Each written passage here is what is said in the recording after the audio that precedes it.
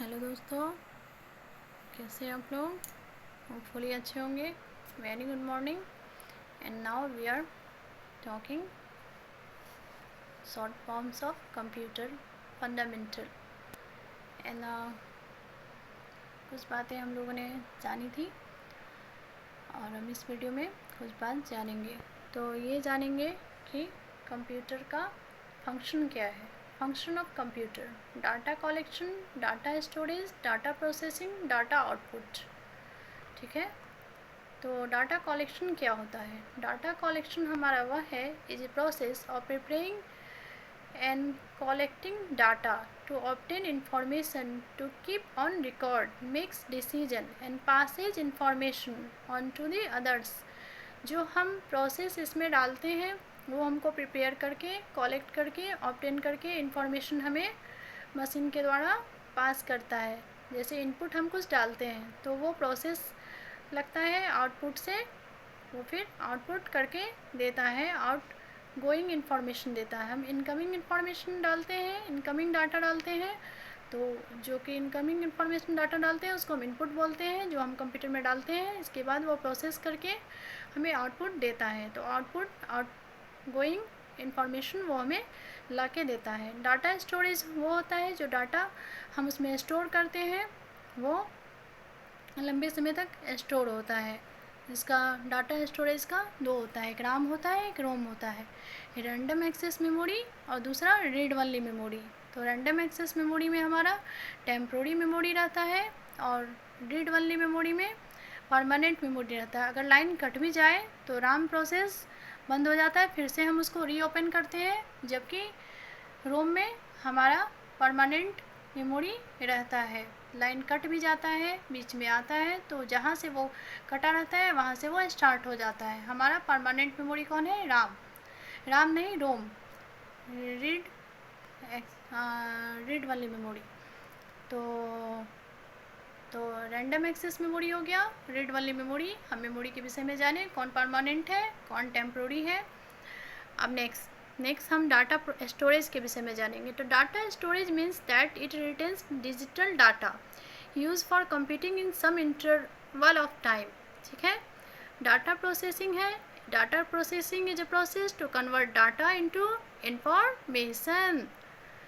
Data output है, इस process data which we get an output result. Impact of computerisation: time saving, errorless work, saving paper और unemployment. ये हो गया हमारा impact of computerisation. Data processing हम देख लिए कैसे कैसे इनपुट प्रोसेस आउटपुट होता है, और इसके विषय में हम जान लिए सीपीयू, सेंट्रल प्रोसेसिंग यूनिट। और सेंट्रल प्रोसेसिंग यूनिट क्या होता है? कंप्यूटर का ब्रेन होता है। वो एक main central processing units. CPU stand for central processing unit, is most important components of computer system on the personal computer. In a small workstation, the CPU is housed in a single chips called a microprocessor or microchips. The fundamental of sequence of step that CPU performs is called known as fetch, execute cycle or instruction cycle. It is time in which the single instruction is retrieved from memory, decodes which action the instruction requires, and executes. So the first half of the cycle transfers the instruction from memory to the instruction register and decodes it. The second half executes the instruction. The cycle is separate continuously by the CPU from start or boot up of to the time and when the computer is shut down. So it is abbreviation for central processing unit and is pronounced as a separate letters. The central processing unit is the brain of computer. It sometimes refers to simply as a central processor but commonly called a processor. The central processing unit which most calculation take place. Okay. Instruction of cycle: CPU का instruction cycle का क्या है? Fetch the instruction, the CPU fetches the instruction from the main memory via the data bus, then is placed into the CIR, the program counter, or the program counter is instructed to contain the address to the next instructor. Decode the instruction. The instruction decoder interprets instruction. If an instruction has the indirect address, the effective address is read from main memory, and any required data is fetched from main memory to be processed and then placed into data registers.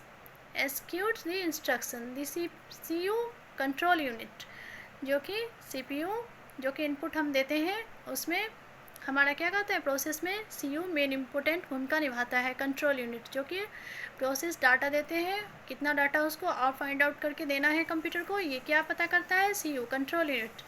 तो process record information होता है. Sequence control signal relevant functions units of CPU to perform the action required the instructions such as reading values from registers, passing the ALU arithmetical logical unit. ALU होता है हमारा main function होता है computer का, to perform mathematics और logical functions on them. ये क्या होता है, execute the instruction, writing the result back into the register. ALU is involved, it stands क्या होता है, अरिथमेटिकल लॉजिकल यूनिट. तो ये हमारा था मेन फंडामेंटल. और स्टोर रिज़ल्ट क्या होता है, स्टोर रिज़ल्ट वो होता है the result generate by the operators operations, जो कि हम उसमें स्टोर करते हैं, रिज़ल्ट जनरेट करते हैं, वो स्टोर हो जाता है उस मेन मेमोरी में, इन मेन मेमोरी, और सेंड टू आउटपुट रिज़ल्ट देता है हमारा. वो हो गया हमारा स्टोर रिज़ल्ट, जो कि हम उसको इनपुट देते हैं, वो स्टोर करके फाइंड आउट करके हमें रिज़ल्ट देता है, वो उसमें स्टोर हो जाता है.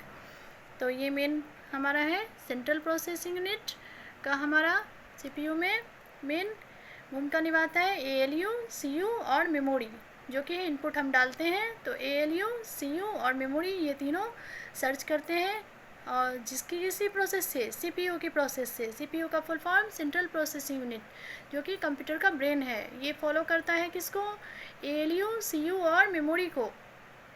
पहले हम जान चुके हैं CPU मतलब कंट्रोल यूनिट, ALU मतलब अरिथमेटिकल लॉजिकल यूनिट, और मेन मेमोरी, जो कि तीनों को कंट्रोल करके वो आउटपुट रिज़ल्ट फाइंड आउट करके हमें देता है. ये हमारा था फंडामेंटल.